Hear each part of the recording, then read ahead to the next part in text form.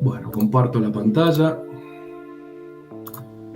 Venimos acá. Les había dicho que vamos a retomar este que se llama el Python 2, que estuvieron trabajando. Perfecto. Yo no lo voy a guardar porque son cosas que van surgiendo en la clase, pero estaría bueno que ustedes lo puedan guardar. Recuerden, van a archivo, guardar una copia en Drive, siempre hagan eso. Eso se los va a guardar en la carpeta, en una carpeta por defecto, donde tienen todos sus notebooks. Después ustedes lo ubican donde consideren. Yo voy a seguir trabajando sin guardarlo, ¿no?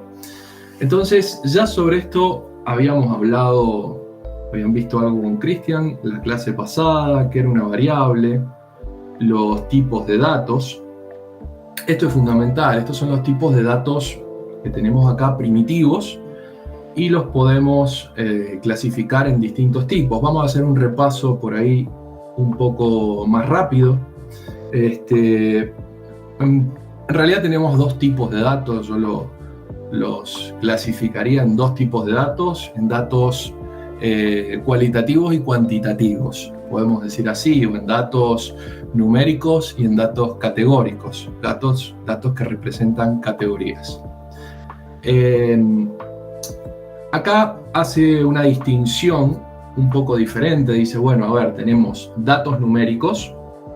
Y le voy a decir, bueno, ¿qué datos son los que solemos trabajar dentro del mundo de la ciencia de datos? Por supuesto, tenemos datos numéricos y principalmente dos tipos de datos numéricos. Los complejos, yo le soy sincero, jamás he trabajado con un dato complejo en un proyecto de ciencia de datos. Así que yo lo voy a omitir. Permítanme hacer esas licencias, ¿no? Tenemos datos enteros, esto ya lo mencionaron y ya lo saben. Y tenemos datos numéricos decimales. Los decimales son aquellos que tienen un punto decimal, o sea, un número con coma, número con decimales. Tenemos cadenas de caracteres, ¿sí? Principalmente texto, principalmente. Tenemos datos booleanos, que son aquellos que representan dos categorías, verdaderos y falsos. También a veces se representan con, esto viene del mundo de la informática, con ceros y unos. 0 representa falso, 1 representa verdadero. Y tenemos datos de tipo fecha, pero en definitiva los datos de tipo fecha son datos numéricos. Tienen otro formato, pero son datos numéricos. Por eso yo me permito hacer esta clasificación de datos numéricos por un lado y datos categóricos por otro. Sin embargo, cuando ustedes después vean el tipo de dato que nosotros estamos ingresando, vamos a tener más de dos clasificaciones, ¿correcto? Bueno, primero vamos a hacer un repaso rápido de lo que son los datos numéricos. Acá tenemos dos tipos de datos, principalmente, los que son entero, que se representan con la sigla int en Python, y los datos flotantes o los datos con decimales, que se representan con la sigla float en Python. Por ejemplo, y acá vamos a comenzar a agregar código. Recuerden, ustedes se ubican debajo de este cuadro de texto que tenían y ponen más código.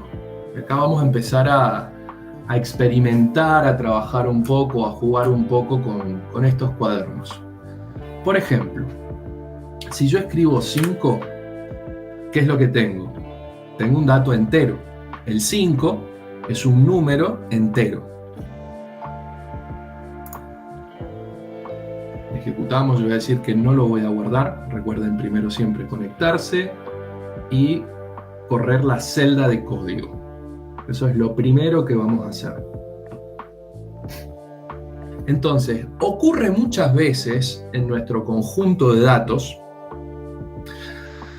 que los datos vienen dados de una forma, por más que nosotros los interpretemos de otra.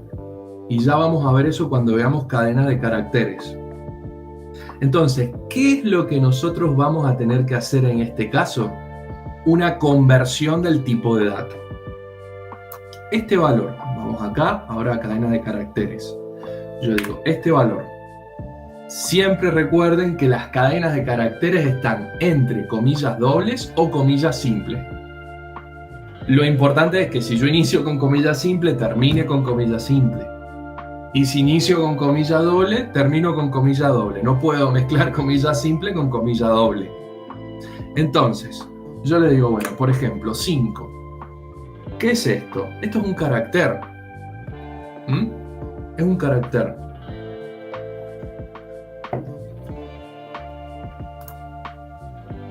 Me dice que es 5. Si yo viera el tipo de dato que tengo acá, por ejemplo, con la función type, ¿qué es lo que me va a decir? Va a decir, esto que tengo acá es un string, es una cadena de caracteres. Ya después, cuando trabajemos con pandas, con los data frames de pandas, vamos a ver que las cadenas de caracteres ya no se llaman strings, sino que se llaman tipo object, tipo objeto. Pero es lo mismo, son cadenas de caracteres. STR es la abreviatura de string, de cadena de caracteres. ¿Bien? Entonces, si el dato viene dado como cadena de caracteres, pero yo digo no, yo quiero que sea un número, tengo que hacer esta conversión. Tengo que decir, nuevamente, agrego una línea de código. Este 5 que tengo acá, que yo sé que es una cadena de caracteres, o sea que Python lo va a interpretar como una cadena de caracteres, pero yo quiero que sea un número, que me lo tomen como un número, le digo directamente, esto es int. Entonces, ¿qué es lo que va a hacer? Me va a transformar esa cadena de caracteres a un número entero. O por ejemplo, si yo quisiera que este 5 sea un número con decimales, le digo float. ¿Qué cosa? De 5, entre comillas, que yo sé que es una cadena de caracteres. Entonces me va a transformar este 5, que es una cadena de caracteres, a un número flotante. En definitiva, ¿qué es lo que me va a devolver? 5.0. El que yo tenía inicialmente como un número flotante. Este de acá. ¿Ok? Entonces tenemos que hacer esas conversiones. ¿Por qué? Porque nosotros, además de que el dato tiene que ser interpretado en base a lo que nosotros necesitemos, por un lado, los datos numéricos tienen ciertos métodos y podemos realizar ciertas operaciones con esos datos numéricos. Si ese dato Python lo interpreta como una cadena de caracteres, va a tener otros métodos, otras funciones asociadas. Como dice, no, este dato es una cadena de caracteres, entonces va a tener otros métodos. Por ejemplo, si yo quisiera hacer ahora una suma, algo bien básico como una suma, y yo digo 5 más 5. ¿Bien? 5 más 5, que es 10, por ejemplo. Esto nos va a pasar, ya vamos a ver más adelante. Yo voy por ahí a generar algunos errores de código intencionalmente para que los podamos interpretar. Lo que estamos haciendo acá es una operación aritmética, la básica, la suma. Entonces, ¿qué es lo que yo digo? Yo digo, bueno, 5 más 5 es 10. Ahora, si yo digo 5 más 5.0, ¿qué me va a dar? 10.0, o sea, el resultado, por más que yo sepa que 5.0 es 5 y la suma de 5 más 5 es 10, el resultado de esto, ¿qué va a ser? Un número flotante. Comprobémoslo. Type de 5 más 5.0, ¿cómo lo interpreta Python? Como un número flotante. Bien, entonces, si yo sumo un número entero con un número flotante, por más que el resultado matemático, si yo lo hiciera a mano, es un número entero, Python me va a decir, siempre que sumes un número entero con un número flotante, va a dar como resultado un número flotante. Lo mismo para la multiplicación, la división, etc. Guti, Sí, ahí el Alfred levantó la mano. sí, Alfredo. Si dividís enteros, ¿te lo trunca o te lo pasa flotante solo? Probemos. Un entero dividido en un entero. Flotante, no. Me lo va a dar como flotante, pero probemos. Pasa solo. 5 vamos a hacer dividido La 6 y división vamos a hacer 5 dividido 5. La división te lo hace con decimal. Ah, sí, ya está. Entonces 5 dividido 5 me lo da, o sea, por más que el resultado sea 1, nosotros lo hacemos en la mente, suma, multiplicación, si tenemos un número flotante, me va a dar como resultado un número flotante, y la división siempre me va a dar un número flotante, por más que el resultado matemático sea un número entero. Entonces, estas son las cosas que tenemos que empezar a ver, porque por ahí yo digo, bueno, yo quiero números enteros, pero el resultado, como lo va a interpretar Python, va a ser un número flotante, entonces tenemos que empezar a hacer esas conversiones. Todo ese trabajo lo vamos a hacer en el preprocesamiento de ¿qué cosa? Del data frame, de nuestro conjunto de datos, que ya lo vamos a obtener de distintas formas, ¿sí? Estuvimos hablando con Cristian que vamos a plantear 5 formas para obtener conjuntos de datos. Una es,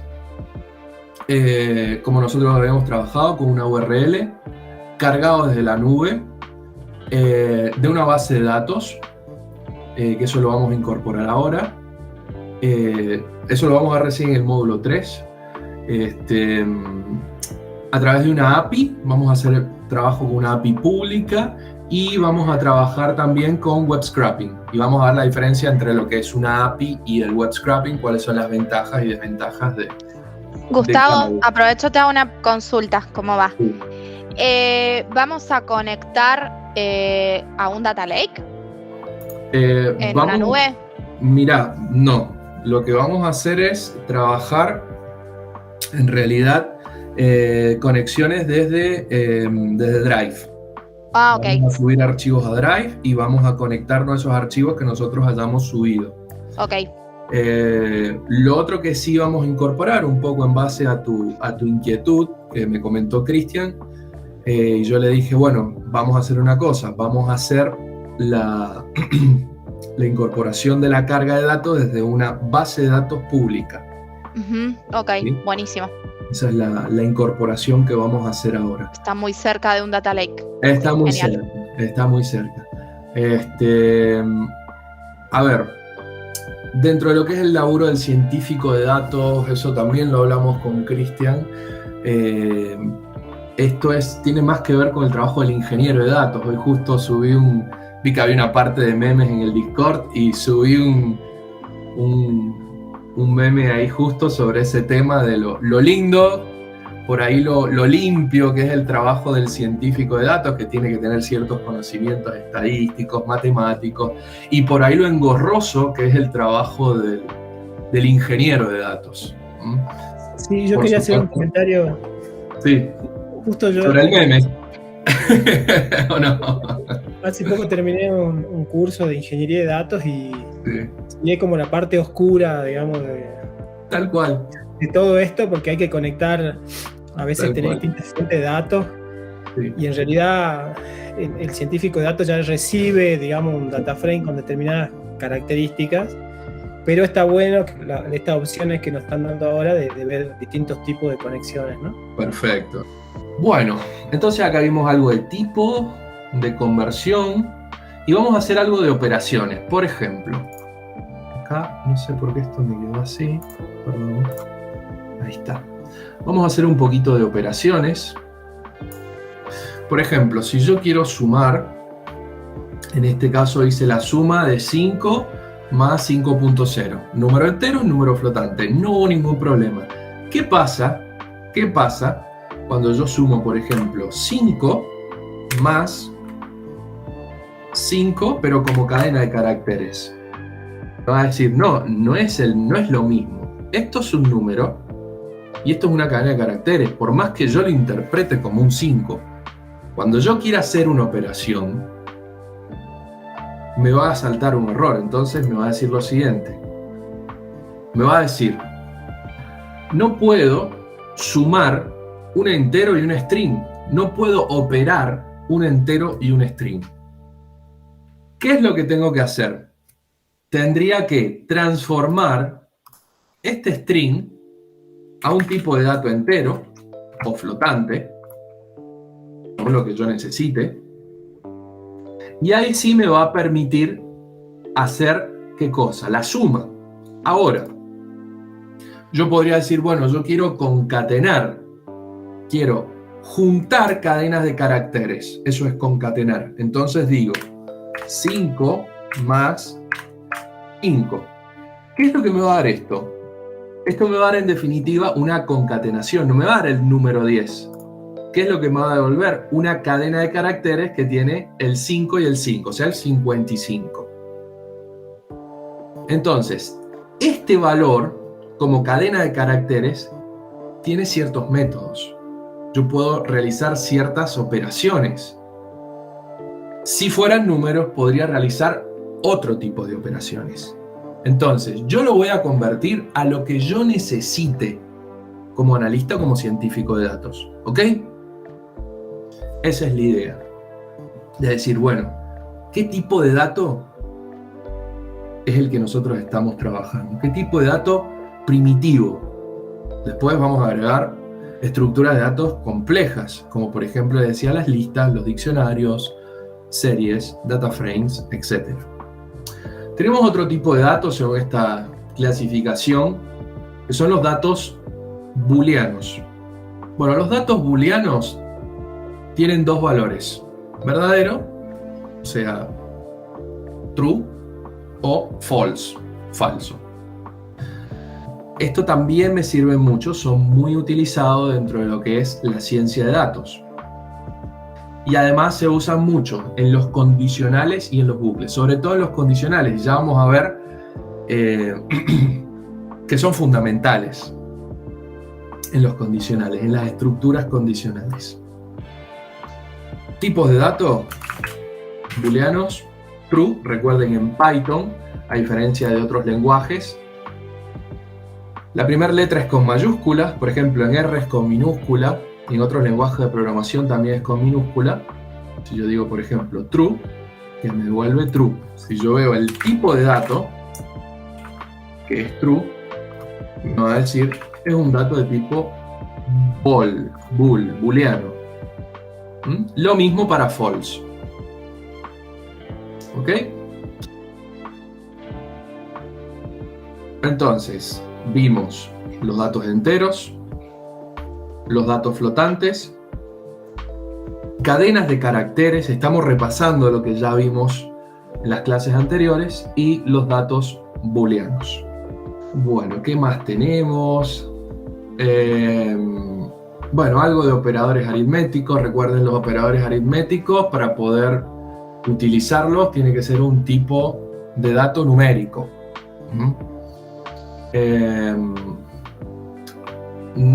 Todavía no hablemos de listas de datos numéricos o datos numéricos primitivos. No vamos a hacer esa distinción, por ahí vamos a agregar algunas cositas, me puedo ir adelantando, pero la idea es que es un dato numérico para realizar este tipo de operación. Vamos a tomar como ejemplo, por ejemplo, la que está acá, la raíz cuadrada. La raíz cuadrada, tanto del módulo Math como el de la biblioteca NumPy. Entonces, trabajamos con Math o con NumPy, cualquiera de los dos. Y ya vamos a ver las diferencias, pero en definitiva, lo que hace es una operación matemática, que muchas veces es útil. Hay muchos modelos que requieren, por ejemplo, cuando yo quiero calcular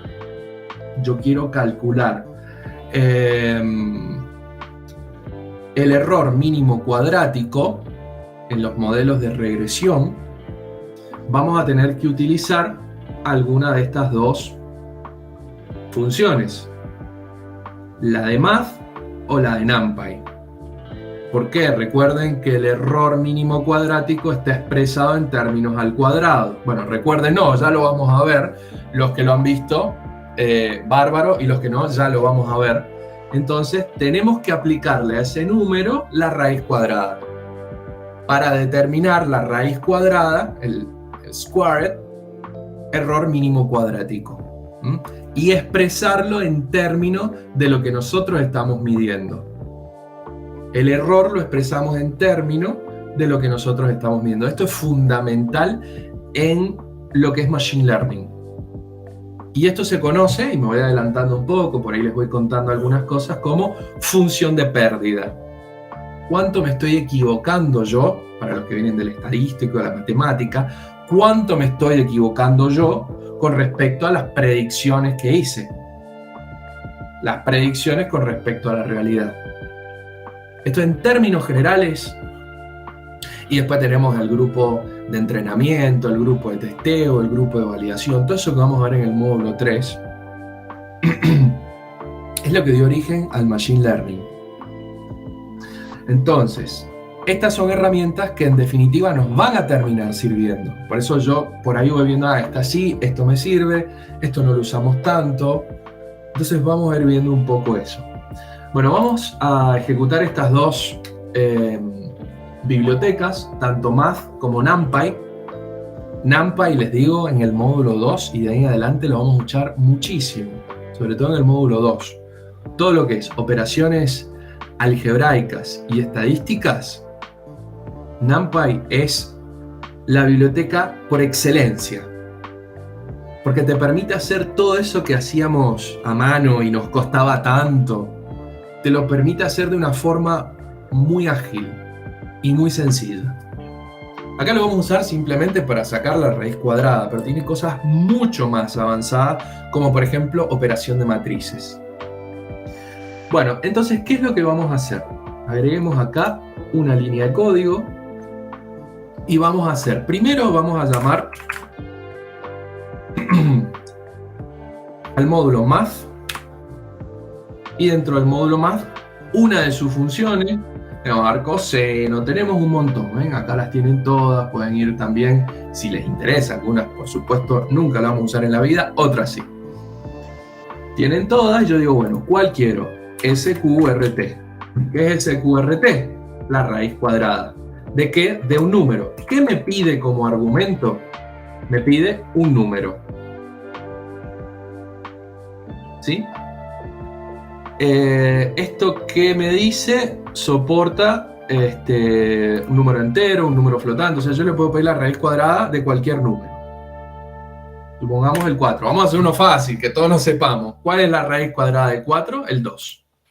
Después, cuando tenemos que hacer la raíz cuadrada de un número así enorme, bueno, en ese caso nos va a ser útil.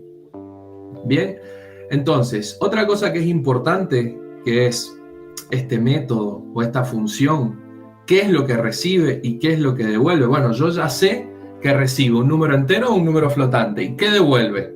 Así como Alfredo preguntó el tema de las divisiones. Si yo divido dos números enteros, por más que el resultado sea un entero, ¿qué es lo que me va a devolver? Un valor flotante. Bueno, para esto, ustedes se pueden parar acá. Bueno, no me da mucha información si no tienen esta otra forma. El help. El help es una función muy útil para los que no tenemos así como muy buena memoria y decimos, quiero help de SQRT. ¿Pero cuál SQRT? El SQRT de Math. ¿Bien? Bueno, tampoco es que está muy bien documentada la función, pero no importa. Me dice qué es lo que devuelve. Devuelve la raíz cuadrada de x. Y x es el valor que yo le paso como argumento, ¿ven? Yo le paso el 4 como argumento, ¿y qué es lo que me devuelve? La raíz cuadrada. Esto es una función que ya alguien más desarrolló, ¿no? Y no tenemos que estar nosotros haciendo los cálculos de una manera manual. Entonces, ¿qué es lo que hacemos? Ese valor que tenemos acá, se lo asignamos a una variable, ¿sí? Reserva un espacio en memoria y guarda ese valor en esa variable que nosotros le llamamos A. Y después pedimos que la muestre, nada más. No hace falta hacer ningún tipo de función tipo print, nada. En Python directamente llamamos a A, llamamos a la variable y me la muestra. Entonces, si yo quiero saber, por ejemplo, la raíz cuadrada de 2, me dice, bueno, es 1.4142, una chorrera de números. ¿Ok? Bueno, lo mismo podemos hacer con la biblioteca NumPy, que nosotros la llamamos NP.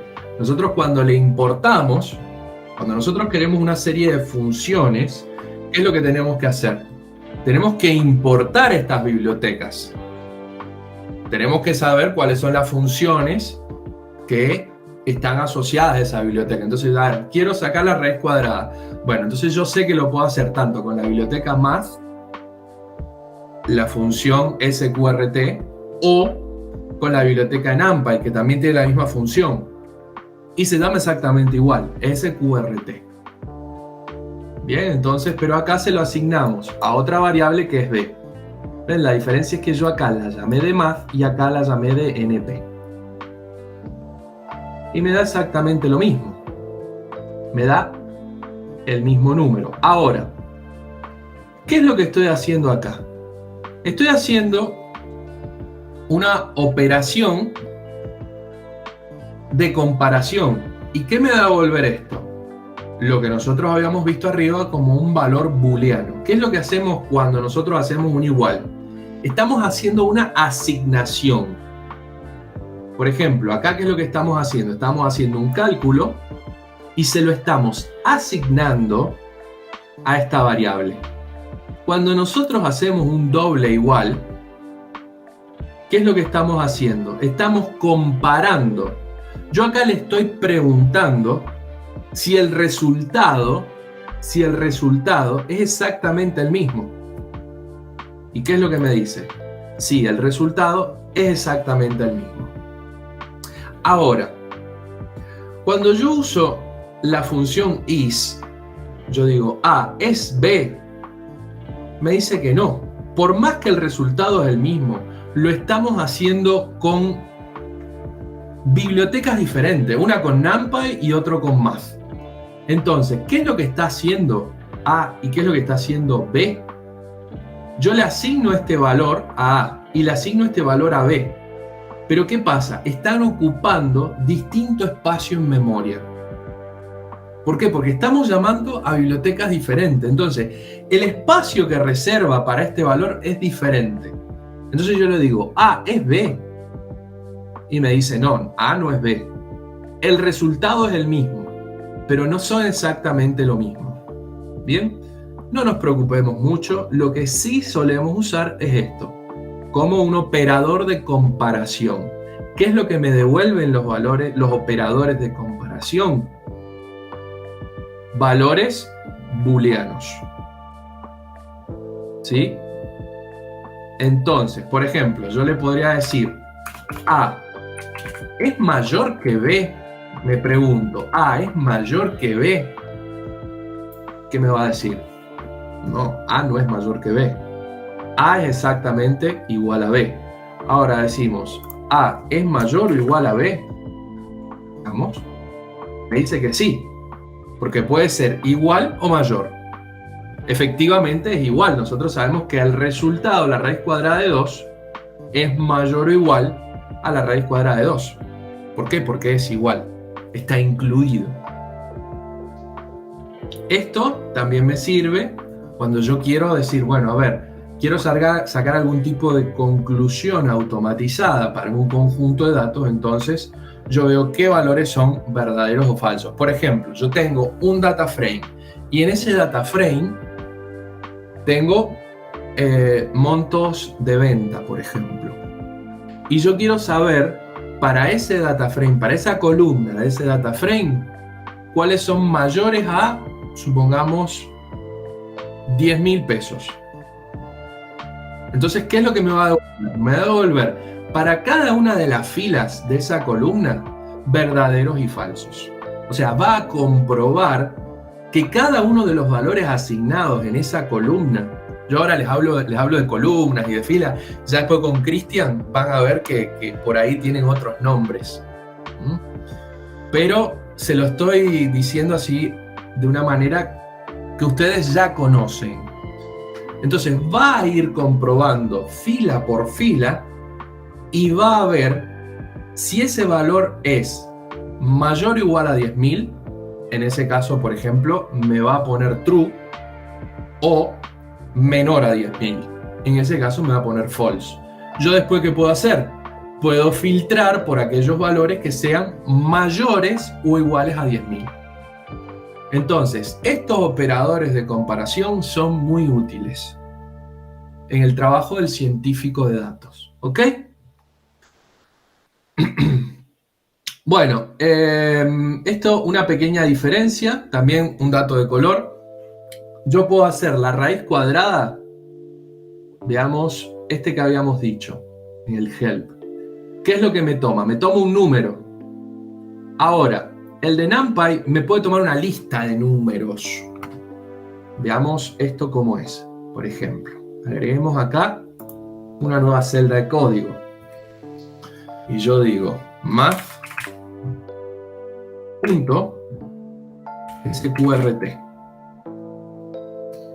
Y le digo, quiero la raíz cuadrada de 4. A mí me devuelve un valor. Ahora, me estoy adelantando un poco, ya vamos a ver lo que es una lista.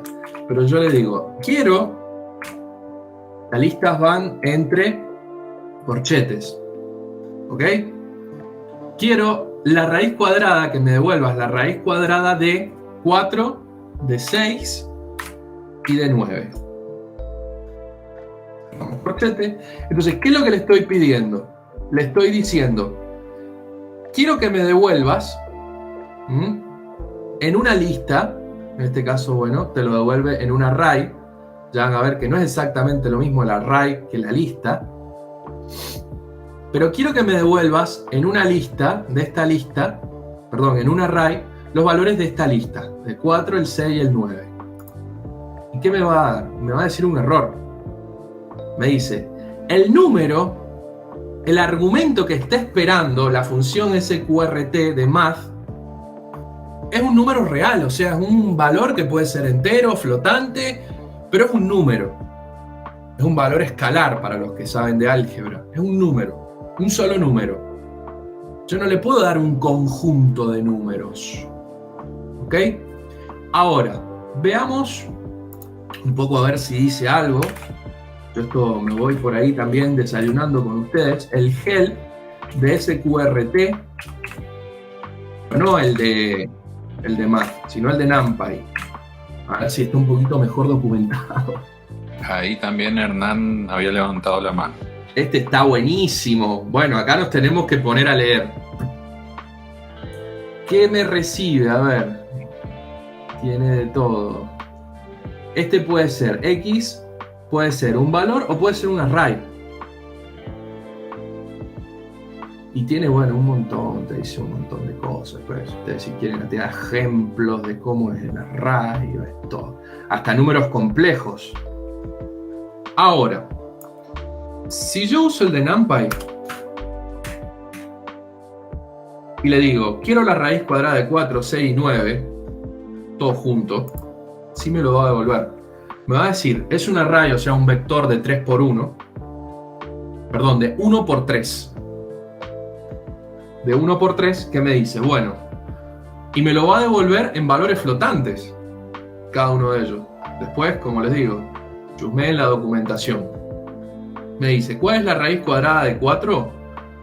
2.0. ¿Cuál es la raíz cuadrada de 6? 2.44. ¿Cuál es la raíz cuadrada de 9? 3.0, por ejemplo. 2, 2.44, 2.45, vamos a redondear, y 3.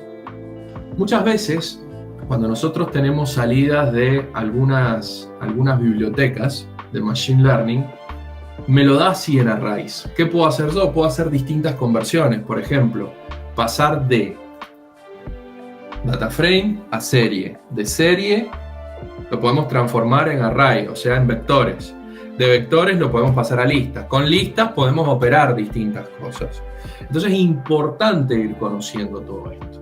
¿Bien? O sea, ¿a qué me refiero?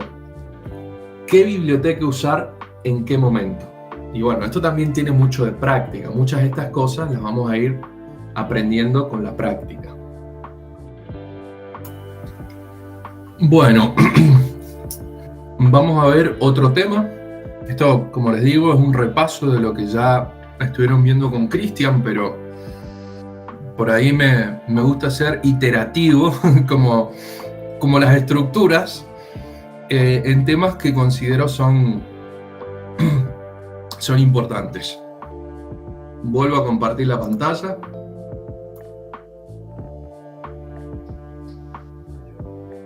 Y volvamos acá. Seguimos con estructuras de control. Acá vamos a ver principalmente los que son condicionales y bucles. Pero antes de eso, vamos a trabajar, esto tal vez ya lo hayan visto, lo que son las tablas de verdad. No sé si recuerdan, por ejemplo, cuando yo tengo un valor verdadero y en Python es muy intuitivo, el AND es el I y el OR es el O, y un valor verdadero, ¿qué me va a devolver como resultado? Un valor verdadero. Ahora, el resultado es verdadero. Si yo tengo un valor verdadero y un valor falso, por ejemplo, false, perdón, en inglés. que no me vea la profe de inglés lo que estoy haciendo. Un valor verdadero y un valor falso me tiene que dar como resultado un valor falso. O sea, para que se cumpla la condición, en este caso por eso es tan importante esto en las condicionales, para que se cumpla la condición y se ejecute la sentencia, si yo uso el operador AND, exactamente AND, ven que me lo toma en azul porque es un operador, es lo que se conoce como palabra reservada, me va a dar como resultado un valor false. Si yo digo, por ejemplo, false and false, me va a dar como resultado un valor false. En cambio, con el operador OR, se tiene que dar una de las dos, que una de las dos sea verdadera, para que el resultado sea verdadero. Por ejemplo, si yo digo verdadero o falso, cualquiera de estas dos condiciones, el resultado va a ser verdadero. Y por lo tanto, si yo estoy estableciendo una estructura condicional, los if, que ya estuvieron viendo, se va a ejecutar la sentencia. Si no recuerdan el tema de las tablas de verdad, podemos hacer algo acá, a ver. Y de paso practicamos un poquito de bucle. Acá síganme en el código, tratemos de armar el código, armar estas tablas de verdad para que las tengamos como repaso. Y bueno, después podemos repasar lo que es un bucle o una estructura iterativa. Por ejemplo, vamos a hacer un bucle for que se usa muchísimo. Los bucles for en ciencia de datos se usan mucho. Entonces yo digo for x, vamos a hacer primero una lista que tenga dos elementos. Le vamos a llamar booleanos. Por ejemplo, booleanos. Y esta lista, este conjunto de datos, va a tener dos elementos: verdadero y falso. Entonces, ¿qué es lo que va haciendo? Voy a ir recorriendo esta lista y voy a ir generando ciertas operaciones. Son operaciones automáticas. En vez de hacer esto, ir cambiando acá false, false, true, false, false, true, false, false, lo vamos a hacer con un bucle. Entonces yo digo, voy a usar for X, va a ser cada uno de los elementos en esta lista in booleanos. Dos puntos. Recuerden, tanto las estructuras iterativas como los condicionales, después de establecer esa sentencia tengo que poner dos puntos. Y voy a hacer otro bucle, un bucle que me mezcle true con true, true con false, false con true y false con false. Y me dé el resultado. Entonces, ¿qué digo yo? For X in booleano. Hago otro bucle. Estos son bucles anidados. Son for anidados. For y in booleanos. Siempre dos puntos y la indentación, la tabulación. Es muy importante en Python. Acá no usamos llaves como usamos en otros lenguajes de programación. Lo que hacemos es identar el código. O sea, primero este, después este, y después voy a mostrar el resultado. ¿Cuál va a ser el resultado? Voy a imprimir por pantalla X, coma, y, coma,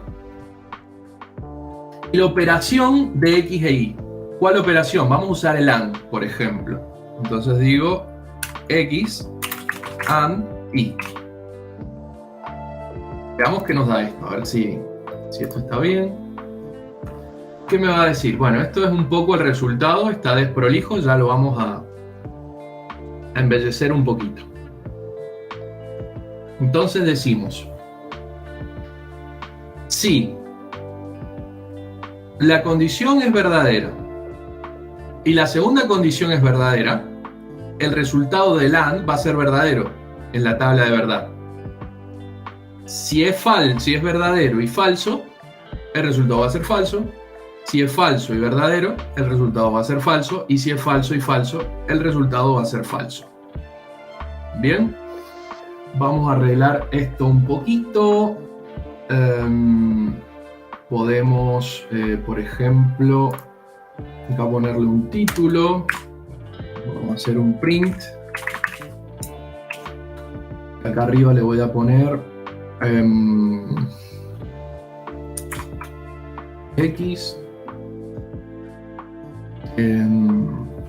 y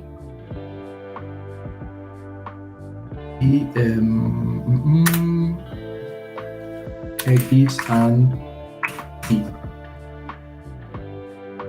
Ejemplo. Entonces esto me va a poner arriba de esto el título. Bueno. Seguramente esto lo vieron con Cristian, el tema de las tabulaciones. Cómo nosotros tabulábamos dentro de una cadena de caracteres con la barra esta invertida, T. Y acá ponemos otra barra invertida, T. A ver si me lo tabula. Bueno, me lo corrí un poquito para acá. No lo quiero tan corrido. Vamos a poner todo junto. Y esto me lo tiene que mostrar un poquito mejor. Y a ver, podemos hacer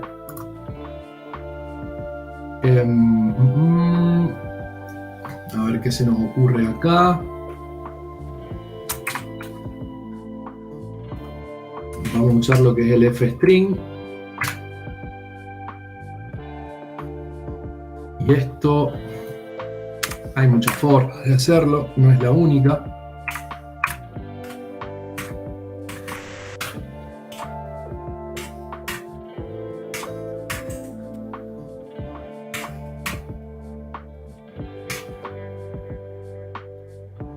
Se me ocurre ahora esto.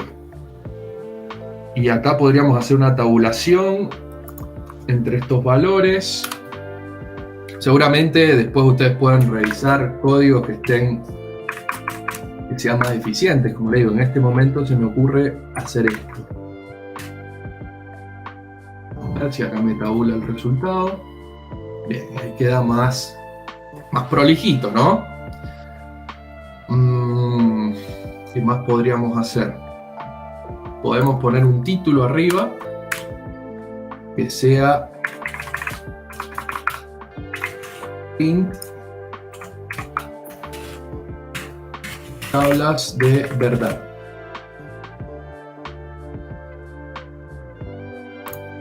Acá podemos hacer una separación, podemos hacer un print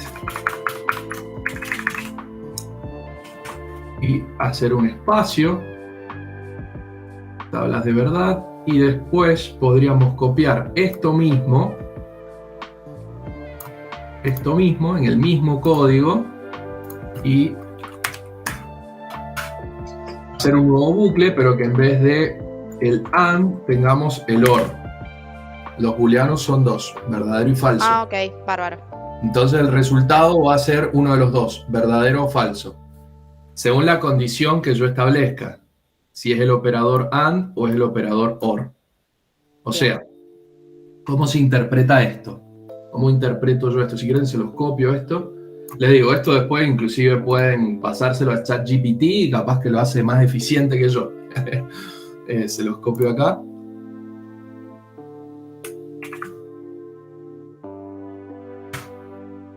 Ahí está. Se me ocurrió hacerlo así. ¿Qué son estas tablas de verdad? ¿Qué es lo que me dice? Veamos el resultado. Si es verdadero, si X es verdadero e Y es verdadero, y yo uso el operador AND, el resultado va a ser verdadero. Si es verdadero y falso, ¿sí? El resultado va a ser falso. ¿Por qué? Porque para que sea verdadero con el Y, se tiene que dar la condición de que las dos sean verdaderos. En cambio, con el OR, y esto me va a servir a mí para las condicionales, que lo vamos a ver después, con el OR, para que el resultado sea verdadero, con que alguno de los dos, por eso el O, si es verdadero o es falso, ya con que uno de los dos sea verdadero, el resultado va a ser verdadero. ¿Y para qué me sirve esto? Esto me sirve para las condicionales. Entonces, si una de las dos condiciones es verdadera, se va a ejecutar el código, se va a ejecutar la sentencia. ¿Bien? Y esto de los bucles podemos hacer un repaso de qué es lo que estoy haciendo con los bucles anidados. Por ejemplo, vamos a hacer otro código. Vamos a hacer otro código que sea lo siguiente. Tengo una lista con valores 1, 2, 3 y 4. Vamos a hacer 1 y 2 nada más, perdón. Vamos a hacer otra lista que la vamos a llamar B, que va a tener los valores 5, 6 y 7. Para que veamos cómo funcionan los bucles for. Entonces yo digo for. No le voy a poner A, le voy a poner lista 1. Lista 1. Y este le vamos a llamar lista 2. Entonces yo digo for X o Y o el iterador, como lo que ustedes quieran. X, ¿qué sería? Cada uno de los elementos de esa lista. Entonces decimos, para X en lista 1. dos puntos. Quiero que me imprimas, por ejemplo, print, cada uno de los elementos de la lista 1. ¿Qué es lo que va a hacer? Va a recorrer la lista 1, esta que tiene los elementos 1 y los elementos 2, y va a hacer dos vueltas, una por cada elemento. Por eso los bucles for son tan usados en ciencia de datos, porque yo trabajo con data frames, y los data frames tienen una cantidad limitada, una cantidad finita de elementos. Entonces lo que va a hacer es recorrer ese data frame y va a hacer ciertas operaciones. Entonces, ¿qué es lo que estamos haciendo acá? Este todavía no lo estamos usando, lo podemos comentar por el momento.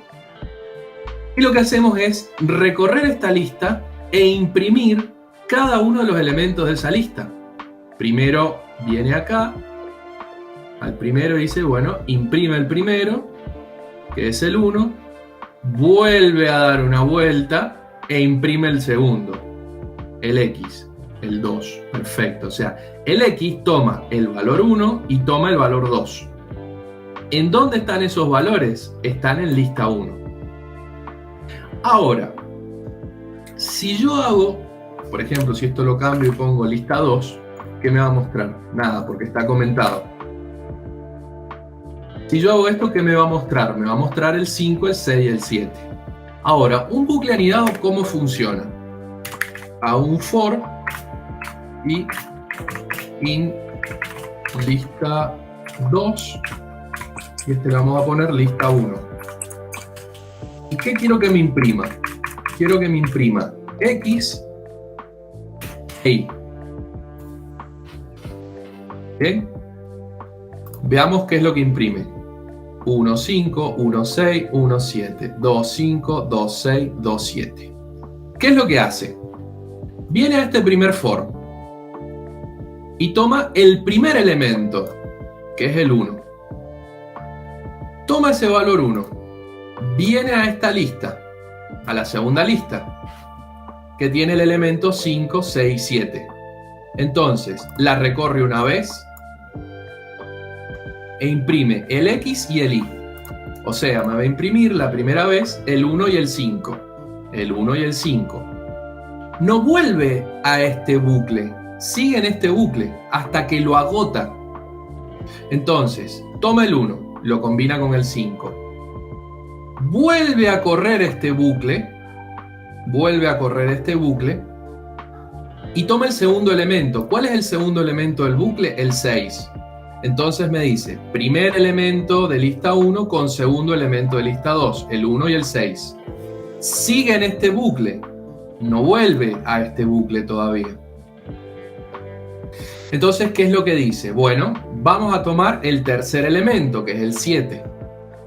Entonces dice, el primer elemento de la lista 1 con el tercer elemento de la lista 2.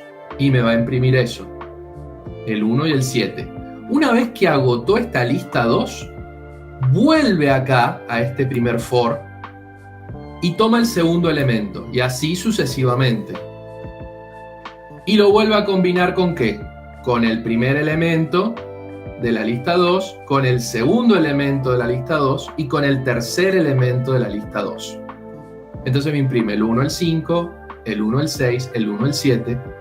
Después va al segundo elemento de la lista 1 y lo combina con el primer elemento de la lista 2, el segundo elemento de la lista 2 y el tercer elemento de la lista 2. ¿Dónde está la orden? Acá le digo, imprimime XY. Entonces, en vez de estar haciendo 1, 5, 1, 6, 1, 7 manualmente, genero un bucle que automáticamente me imprima estos elementos. Acá, ¿qué es lo que le estoy diciendo? Esto está un poquito más armado. Supongamos, vamos a hacer esto sin toda esta parafernalia. Vamos a hacerlo más sencillo. X, Y, X, and Y. Y booleanos lo vamos a definir acá. estamos haciendo exactamente lo mismo. Este es el resultado. ¿El resultado de qué?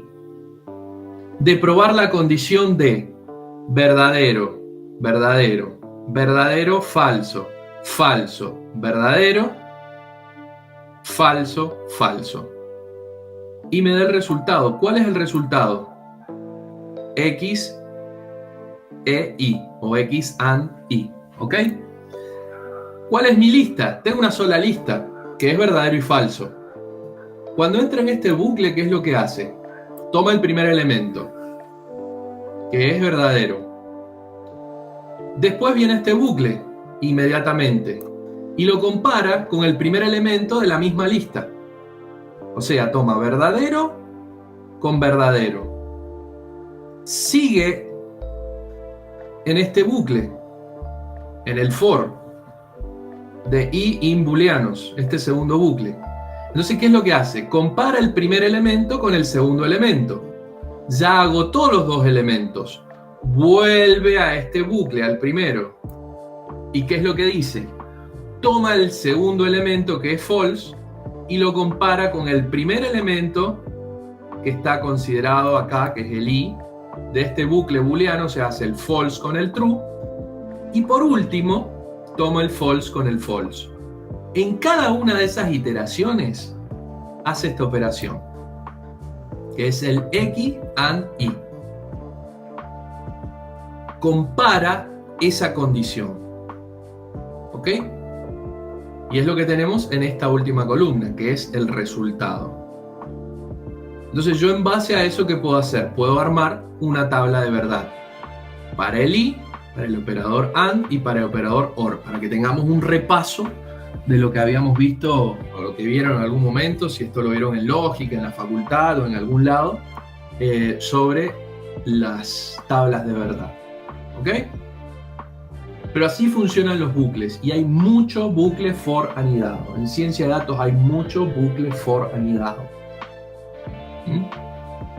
Y suelen recorrer listas, data frames, columnas de data frames y distintas cosas.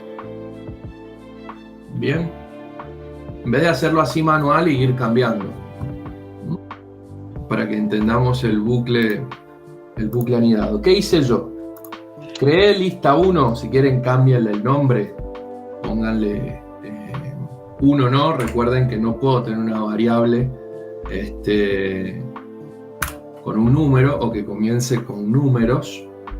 Entonces le pongo, no sé, A, para hacerlo, para no equivocarnos con...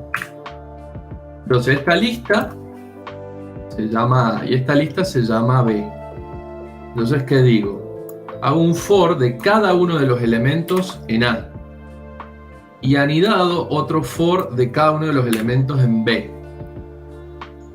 ¿Y qué pido? Que me imprima, cada vez que recorre estos bucles, X e Y, donde X e Y son cada uno de los elementos, X son cada uno de los elementos de A e Y son cada uno de los elementos de B. ¿Bien? Esa sería la lógica. Por ahí fíjate el tema de la tabulación, es importante. Si yo le pongo esto así, me va a dar un error. ¿Ves? Me dice, espera un bloque indentado después del for. Después de la línea 3 es lo que yo hago. Por ejemplo, me pongo acá y le doy un enter. Y automáticamente me identa el código. O sea que este for está dentro de este for. Y este print está dentro de este for, que a la vez está dentro de este for. Muy importante por ahí la identación. Yo creo que he tomado 4, sí, exactamente, 4 tabs, 4 espacios, perdón, para la identación. Se puede hacer de todo. Igual ya vamos a ver el tema de los filtrados de lista. Pero, por ejemplo, yo podría acá pasarle directamente la lista. Decir, en vez de definir la lista acá, yo podría definirla acá. Eso por un lado. O lo que podría hacer, por ejemplo, podría filtrar esta lista. O lo otro que por ahí vos has visto es el tema de los rangos.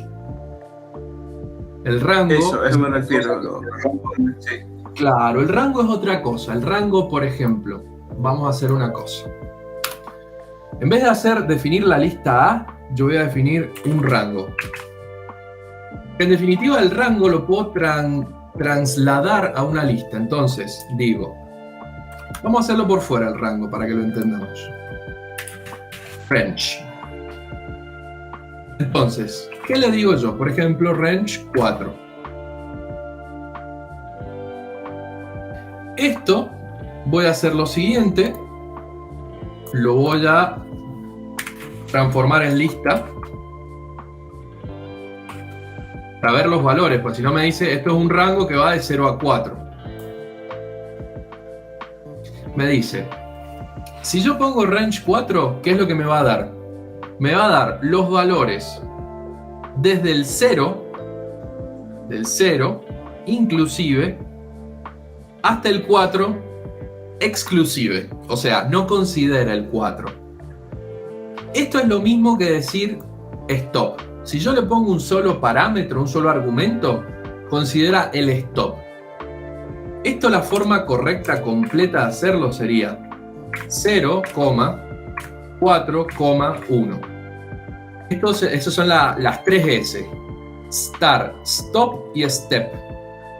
A ver si podemos hacer un help de la función range. Miremos esto. Miremos help range.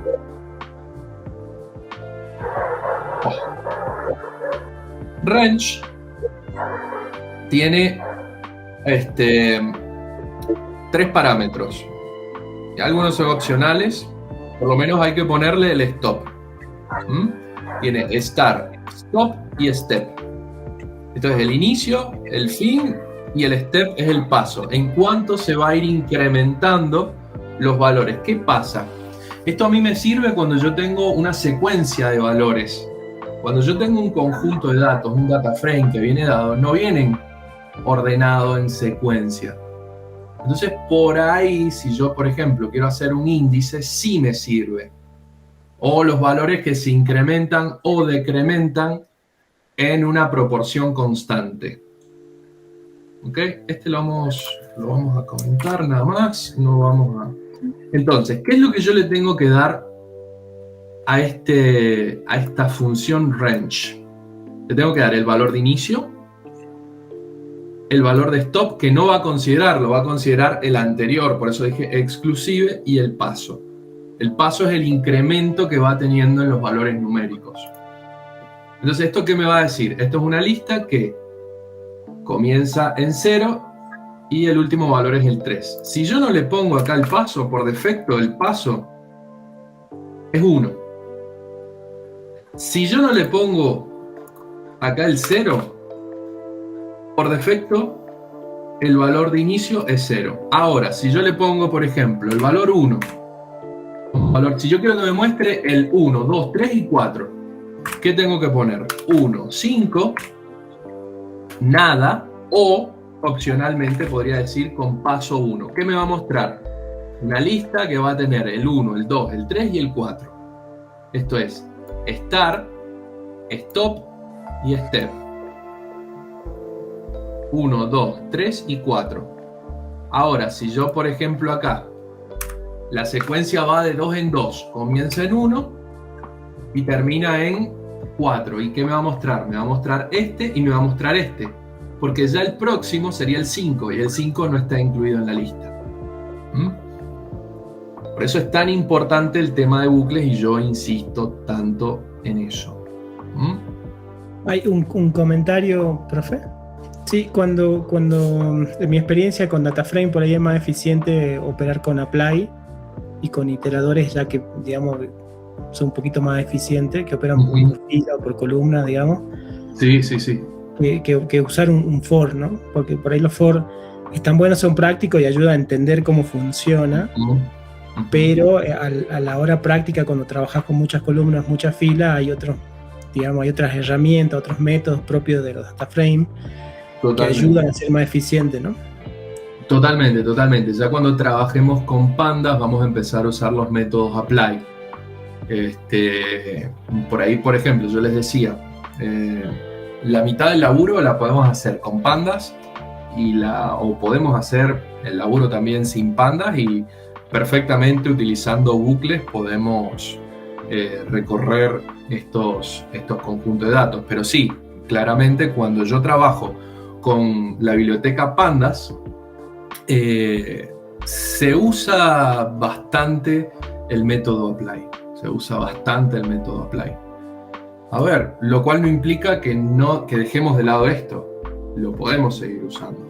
Más, muchas veces lo seguimos usando también. Y es importante que lo comprendamos, además, que no nos encasillemos solamente, por más que, digamos, pandas para el preprocesamiento de datos hoy en día sea el estándar, digamos, en lo que es analítica y en ciencia de datos, entender cómo funciona un bucle en Python o en cualquier otro lenguaje de programación, entender esta lógica. Y el apply funcionaría también similar, hace la misma lógica de recorrido del bucle. Ya eso lo vamos a ver bien cuando veamos el módulo de pandas, ahora tanto en el módulo 1 como en el módulo 3 y en todos los módulos siguientes en realidad, porque vamos a trabajar todo con pandas en realidad para hacer ese preprocesamiento. Bueno, en realidad lo que hacemos acá en los condicionales, me tomo un minutito para explicarlo, yo digo, esto también lo entiendo que lo vieron, es un if. El if es un si. Si se produce cierta condición, no nos vamos a entrar en detalle en el if, el elif y el else, porque esto entiendo que lo vieron con Cristian, ¿no? Cristian, ¿estás por ahí?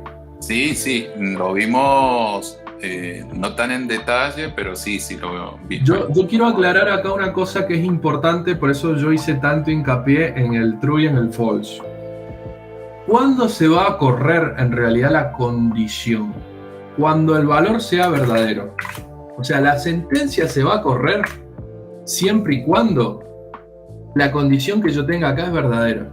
Entonces yo digo, si es verdadero, si esto es verdadero, por ejemplo, print, decimos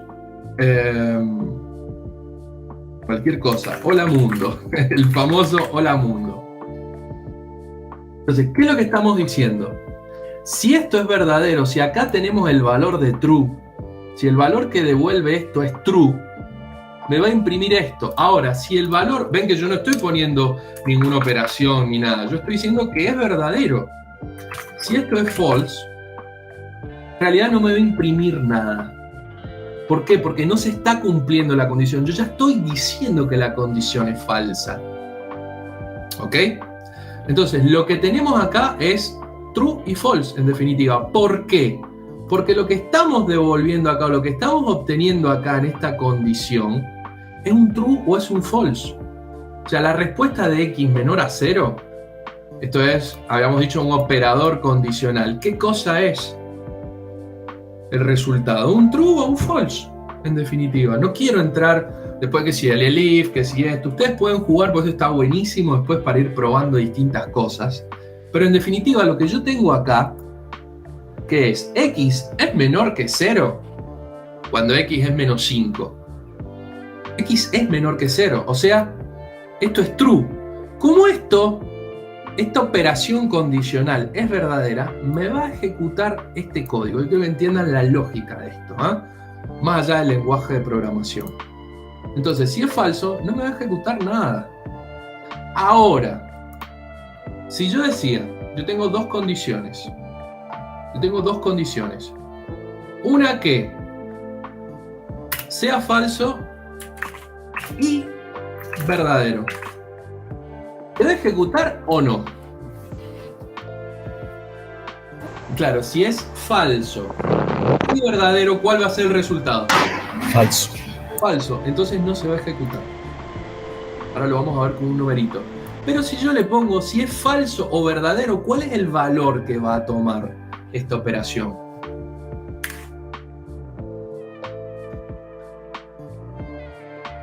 Si cualquiera de las dos, recuerden, es verdadera, el resultado va a ser verdadero.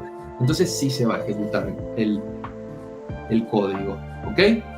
Entonces yo puedo decir acá, vamos a hacerlo así, bien sencillo. Yo digo, x es menos 5. ¿X es menor a 0? Sí. Esto da como resultado, ¿qué cosa? True.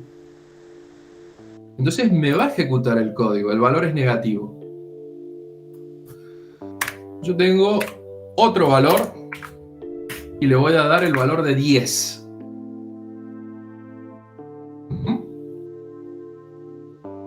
Entonces, ¿qué digo yo?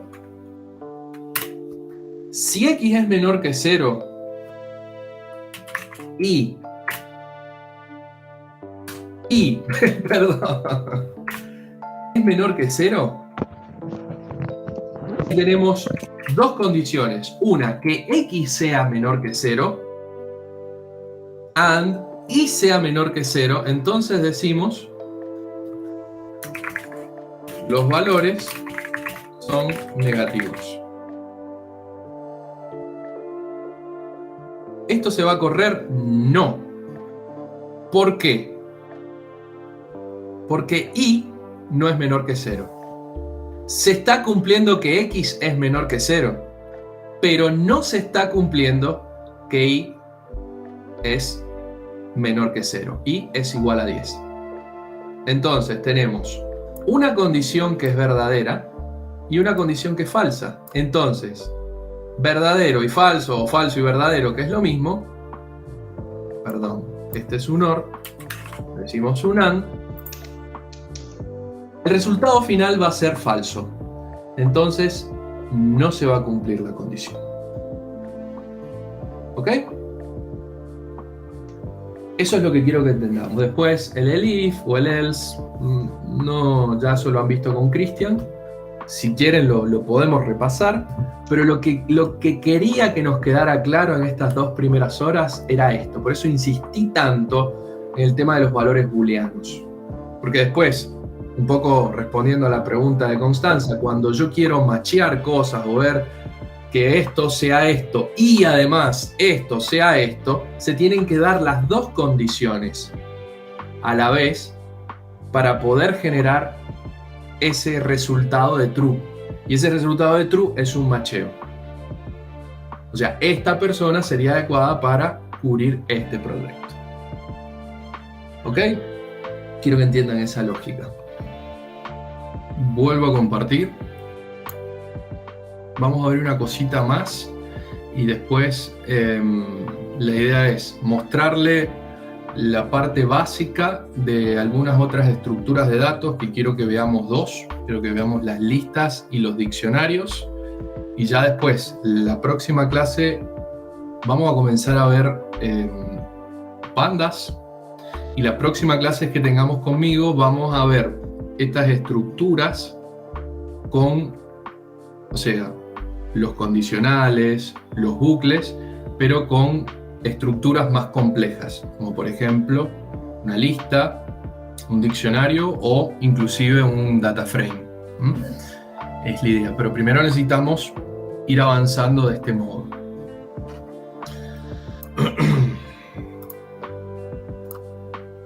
Comparto pantalla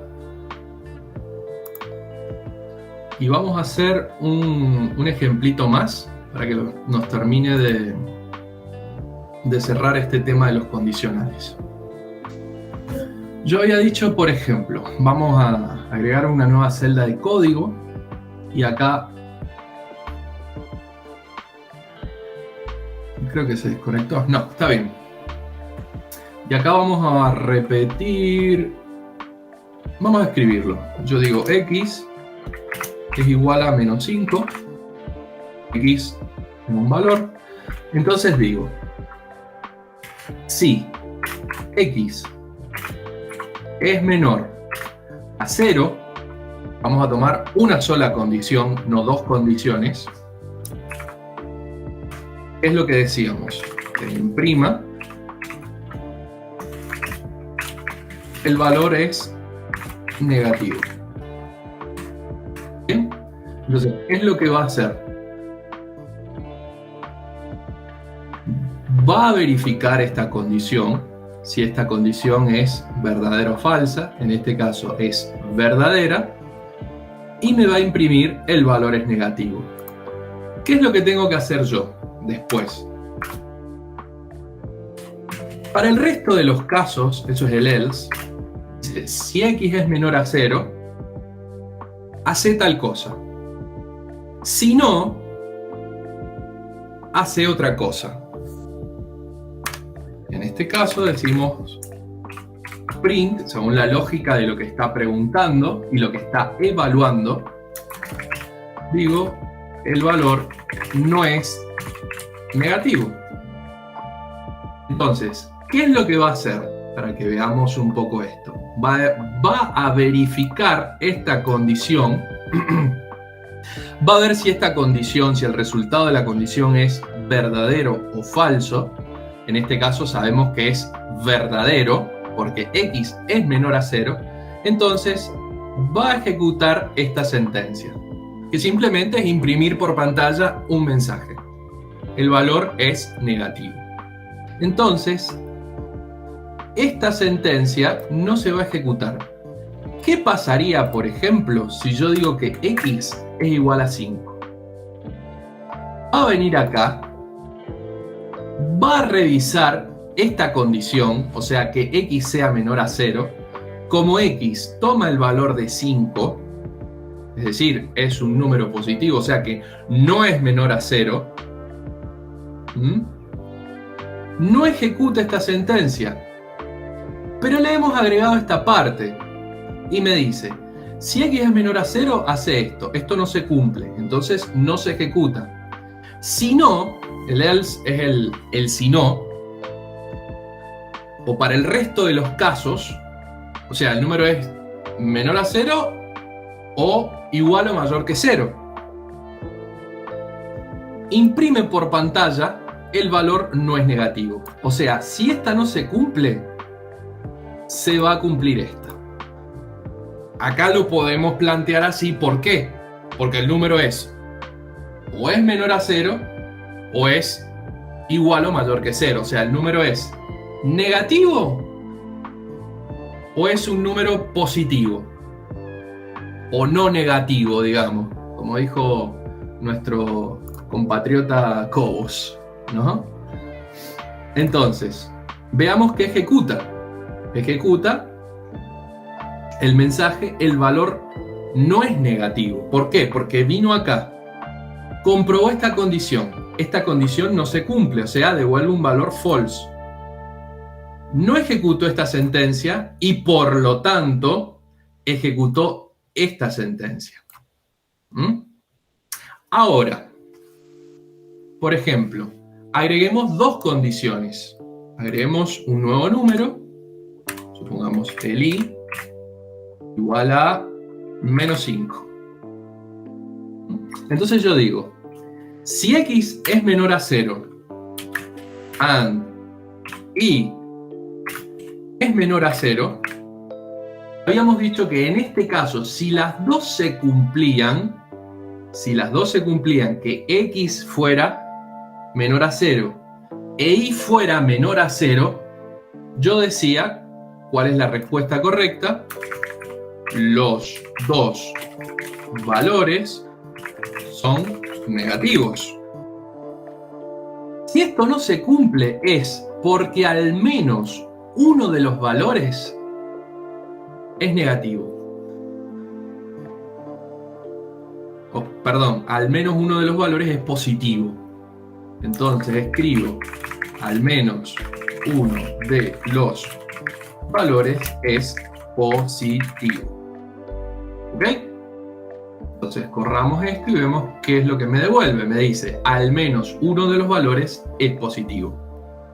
¿Bien? ¿Qué hizo? Vino acá. Comprobó que x sea menor a 0, lo cual me da falso. Y comprobó que y sea menor a 0, lo cual es verdadero. Pero falso y verdadero, ¿qué me da como resultado? Falso. Entonces, esta sentencia No se cumple, o sea, no va a haber un macheo.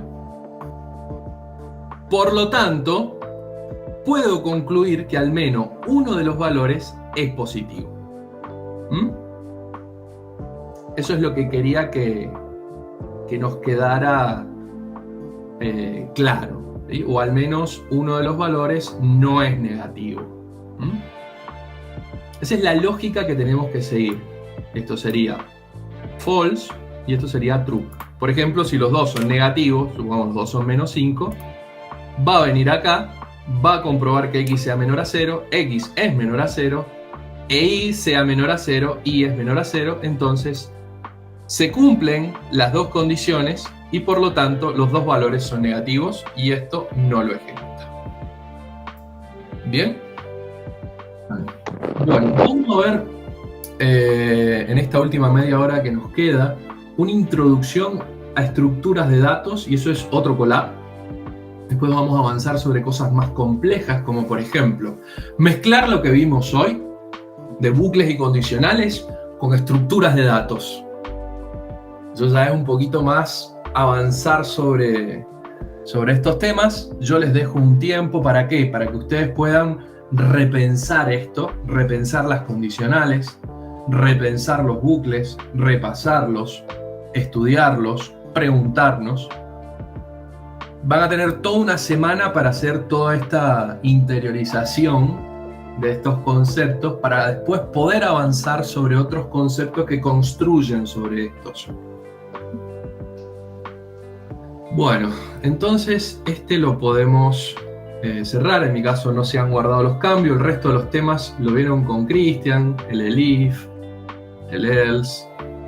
Bueno, y algo hemos estado haciendo también, el bucle for.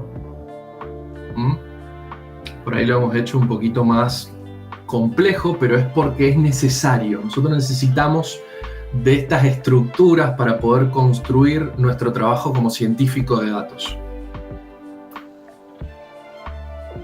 A ver, había una pregunta, sentí el chat. Siento el chat y... ¿Dónde está el chat? Acá está. El sábado se cursa. El sábado se cursa con Cristian. Van a empezar a ver pandas. Y ahí van a ver que, como dijo un compañero recién, se simplifican muchos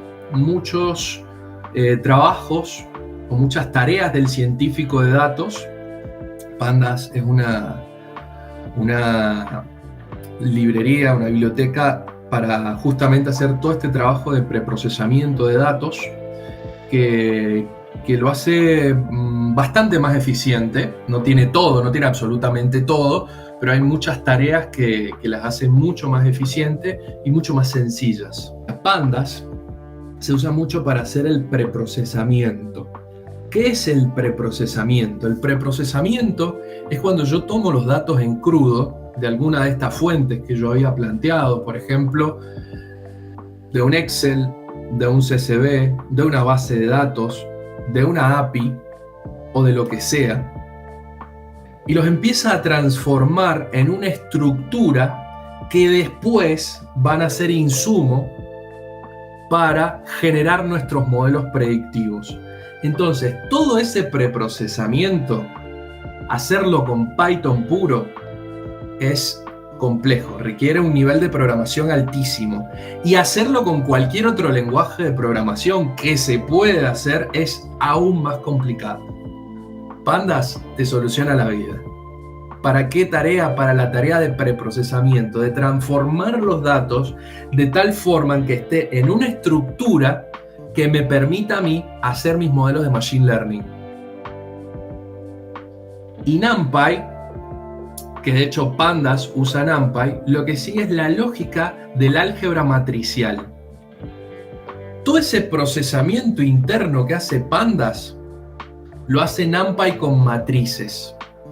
Entonces, por ejemplo, lo que no me haga Pandas, que específicamente no esté dentro de las funciones específicas de Pandas, lo podemos hacer con NumPy. Operaciones de matrices, todo el cálculo matricial, transformación de matrices, operación con matrices y estadística, lo hacemos con NumPy. Por eso les decía, el módulo número 2, que lo van a ver con Pablo Magni, es principalmente con NumPy. Porque lo que van a ver ahí es matemática y estadística. Con NumPy, por supuesto, como un lenguaje de programación. Acá no es que volvemos a la facu a ver matemática y estadística, pero sí las matemáticas y estadísticas necesarias con una herramienta, con una biblioteca específica para hacer todo este tipo de operación. Entonces, todas las operaciones matriciales y estadísticas las hacemos con NumPy.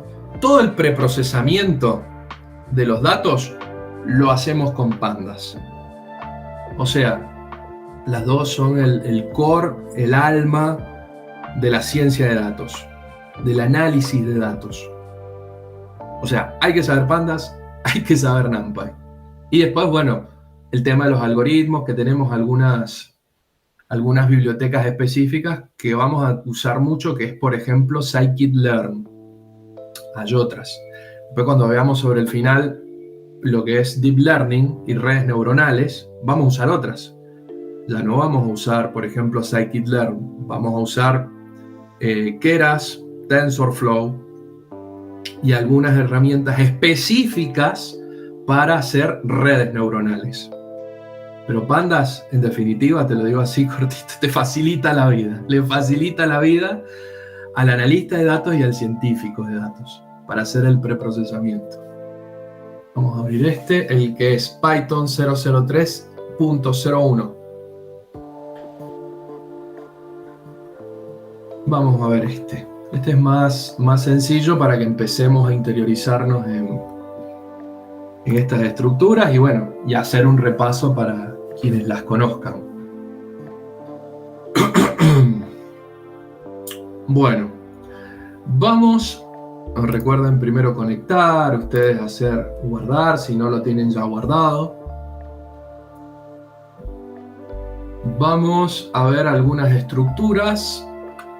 Permítanme checarlo un poquito porque así corro el monitor. Vamos a ver en realidad, ahora en lo que nos queda de tiempo, dos estructuras. Yo les voy a comentar rápidamente. Tenemos estructuras que son mutables y unas inmutables. La tupla, por ejemplo, que tenemos acá, es una estructura, son conjuntos de datos, ¿sí? Pueden ser datos numéricos, cadenas de caracteres, valores booleanos, fechas, lo que sea. Cualquier tipo de dato te lo acepta. Pero básicamente es una estructura inmutable. ¿Qué es lo que quiere decir esto? Que los valores, una vez que yo defino el objeto o la variable, no lo puedo modificar. Tengo que sobreescribirlo. Y lo que estoy haciendo es generando, en definitiva, un nuevo conjunto de datos. Eso quiere decir que sea mutable o inmutable. En el caso de que sean mutables, ¿qué puedo hacer? Una vez que yo tengo definido mi conjunto de datos, puedo ir modificándolos, agregando nuevos datos o eliminando datos. Por eso yo les decía que se trabajaba mucho con listas y diccionarios. La diferencia de la lista con el diccionario es que el diccionario tiene lo que se conoce como una clave o una key asociada a un conjunto de datos. La lista no. La lista tenemos que llamar a los datos por posición. Bien, piensen si quieren, si vienen del mundo de la matemática, de la economía o de la ingeniería, piensen en un vector. Un vector que tiene números adentro, en el caso de los vectores son números, pero acá aceptamos otro tipo de datos. Nos sirve la analogía, pero los que son inmutables, como por ejemplo las tuplas, los datos no se pueden modificar, agregar o sacar datos, salvo que yo reescriba la variable. En realidad estaría generando un espacio en memoria diferente, ¿sí? Para esos datos. Y los que son mutables sí, como por ejemplo listas y diccionarios, que son los que más vamos a trabajar. Por ejemplo, cuando yo necesitaría de una tupla, cuando yo no quiero modificar los datos, o sea que son datos fijos, por ejemplo los datos de una persona. Si yo tengo en una fila los datos de una persona, no sé, nombre, apellido, documento,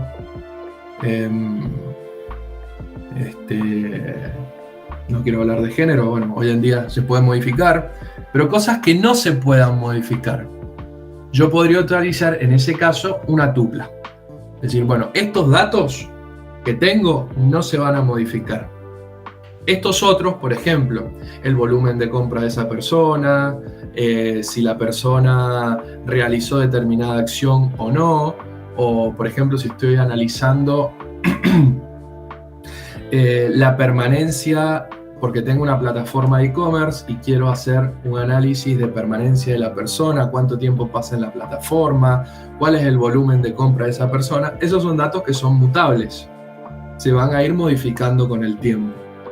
Entonces yo, cuando trabajo con estas estructuras, lo que tengo que hacer es pensar en una estructura que sea mutable, como por ejemplo una lista o por ejemplo un diccionario. Después vamos a trabajar, como les decía, con data frame de pandas. Pero muchas veces de estos data frames nosotros necesitamos sacar cierta información, transformarlo a otra estructura, como por ejemplo una lista, y hacer alguna operación. O agregar algo, o modificar algo. Entonces, nos vamos a concentrar más en estas estructuras. ¿Qué es la lista? Vamos a empezar por la lista. La lista, como le decíamos, era un conjunto de elementos. Números, cadenas de caracteres, otras tuplas, otras listas, o pueden ser data frame. Puedo tener una serie de un data frame dentro de una lista. Puedo tener cualquier tipo de dato dentro de una lista. Las listas las vamos a representar con estos corchetes. Entonces, supongamos, yo voy a generar una lista, vamos acá, que se llama A. Y esta lista va a tener números. Estos números pueden ser, por ejemplo, precios, pueden ser montos de compra, pueden ser cualquier cosa. Vinculado, por ejemplo, a una problemática de negocios u otra. Entonces, veamos primero, vamos a hacer lo primero que hicimos al comienzo de la clase, vamos a ver el tipo de dato. Es A. O sea, yo generé esta lista y se lo asigné a la variable A. Entonces, ahora digo, ¿qué tipo de dato es A? Veo el tipo de dato y me dice, es una lista esto. ¿Por qué? Porque la definí con los corchetes. Como yo dije que la lista era un tipo de dato que es mutable, se le puede agregar nuevos elementos. Como por ejemplo, yo digo, con el método append, le voy a agregar elementos a la última posición, o sea, al valor que está después de la última posición, ¿sí? El 103, le voy a seguir agregando elementos. Entonces digo, a esta lista que yo definí como A, le voy a agregar el 108, le voy a agregar el 110, y le voy a agregar otro 110. Entonces vemos cómo queda ahora la lista A. Me queda la lista original que yo tenía más estos tres elementos. Ahora, si yo quisiera, por ejemplo, pasarle otros elementos, quiero pasar otros elementos y digo, bueno, voy a usar este método. Voy a decir a punto append y le digo, no, yo le quiero pasar no un elemento como dice acá ejecuté 3 líneas de código, a append 108, a append 110, a append 110. Le quiero pasar, por ejemplo, 112, le estoy pasando otra lista, 114, 116. ¿Qué es lo que mira agregar esto? ¿Mira agregar cada uno de los elementos? ¿O mira agregar una lista dentro de una lista? Efectivamente, cuando yo veo esto, ¿qué es lo que está haciendo? Me está agregando una lista dentro de una lista, no me está agregando números.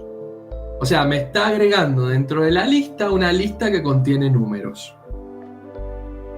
Bueno, esto lo voy a borrar con lo que se llama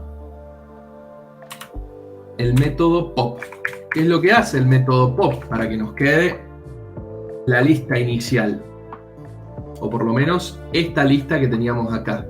Me elimina el valor que está en la última posición. Y en definitiva, ¿qué es lo que está en la última posición? En la última posición hay una lista completa. Entonces, ¿qué va a hacer? Me va a eliminar la lista completa. Esta lista completa. Ahora, ¿qué quiero yo? Quiero ver nuevamente la lista. Entonces, va a tener todos los elementos sin esta lista. ¿Bien? Tenemos otro método, por ejemplo, para... Ya les voy diciendo los que me voy acordando, los que solemos usar, que en vez del append es el insert. Bueno, esto lo vimos. Veamos cuánto tiempo nos queda. Bueno, el extend ya lo vimos. Index, esto si quiero buscar el valor, en qué posición se encuentra un valor específico. Lo que me interesa ahora es el tema de filtrado, lo que llama acá slicing. ¿Ok? Tengo el A. El A es una lista de números. Si yo quisiera ver, por ejemplo, cuál es el valor que está en una determinada posición, voy a usar corchetes, pero ahora uso los corchetes ¿para qué? Para filtrar. Uso los corchetes para filtrar. Entonces yo digo, quiero saber cuál es el valor que está en la posición 0. Yo ya sé que es 90. Pero si yo tuviese que hacer una búsqueda por rango, no sería tan sencillo. Ahora, yo quiero decir cuáles son los valores que están en la primera, en la segunda y en la tercera posición. ¿Qué tendría que decir? 0, 2.3. Recuerden, es el primer valor lo considera, el último valor no lo considera. Lo que me está diciendo es, estos son métodos de filtrado. Estoy filtrando la lista. Las listas se filtran por posición. Entonces, ¿qué digo yo? Quiero los valores que están en la posición 0, en la posición 1 y en la posición 2. ¿Cómo lo establezco? 0, 2.3. No está considerando la posición 3. Y recuerden que las posiciones comienzan siempre en 0. Esta es la posición 0 o el index 0, el index 1 y el index 2. Si yo los quiero todos del principio hasta la posición 2, o sea, en realidad lo que quiero son 3 valores, no puedo directamente no poner nada para que me muestre los 3 primeros. Esto también se usa mucho como control. Por ahí cuando yo tengo una lista de valores, o a veces un array de valores, se filtran de la misma forma. De hecho, los index de un data frame también se filtran de la misma forma. Siempre métodos de filtrado se puede hacer de esta forma. Corchetes y busco lo que yo necesite según la posición. ¿Ok? Por ejemplo, si quisiera de la posición 1, supongamos este valor, no considerar el de la posición 0. Entonces acá comienzo en 1. ¿Qué me va a mostrar? El 100 y el 103. Nada más. Y si quisiera, por ejemplo, de la posición 8, supongamos 0, 1, 2, 3, 4, 5. Supongamos el 107. En adelante, ¿qué digo? Es el valor que está en la posición 5 y acá no pongo nada. No le pongo hasta qué valor. Quiero de la posición 5 hasta el final. Index no se usa tanto. Esto lo que me dice es del index 107 el valor 107 en qué posición está. En la posición 5, recién daba 4. ¿Por qué daba 4? Porque yo le agregué un valor en la posición 0, que no estaba en el notebook. ¿Vieron? Que era el 90. 103 ahora me va a pasar a la posición 2. Entonces, ¿qué es esto? Es para ver en qué posición está determinado valor. Volvamos acá. Método de filtrado lo vamos a ver muchísimo, muchísimo, muchísimo. Entonces, ¿cuál era el 103? ¿En qué posición está el 103? 0, 1 en la 2. Si yo quiero saber qué valores están en ciertas posiciones, uso el index. Por ejemplo, el 110.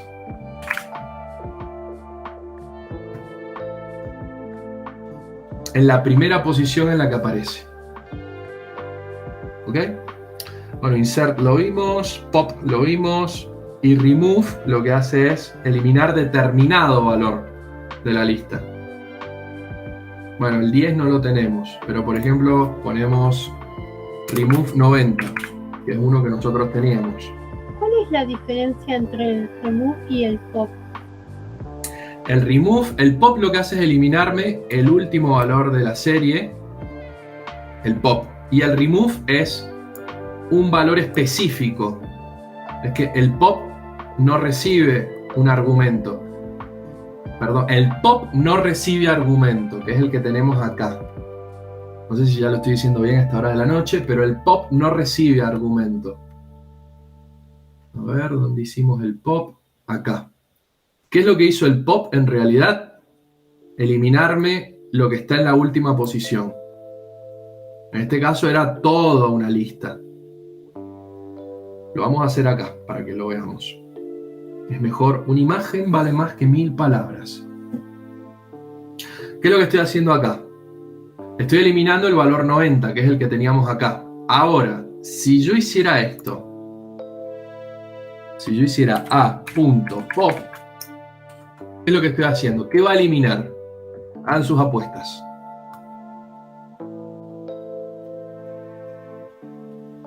Esta puede ser pregunta de examen. Perfecto. Después, bueno, reverse, count, sort, son métodos específicos para ordenarlos, para darlos vuelta. Eso no hay tanto problema. No se usan tanto. Bueno, hagamos una cosa. Cortemos acá. Ha sido muchísima información por hoy. Cuando retomamos algo diccionario y seguimos trabajando con algunas estructuras tipo, como les decía, tipo bucles condicionales con estas estructuras de datos.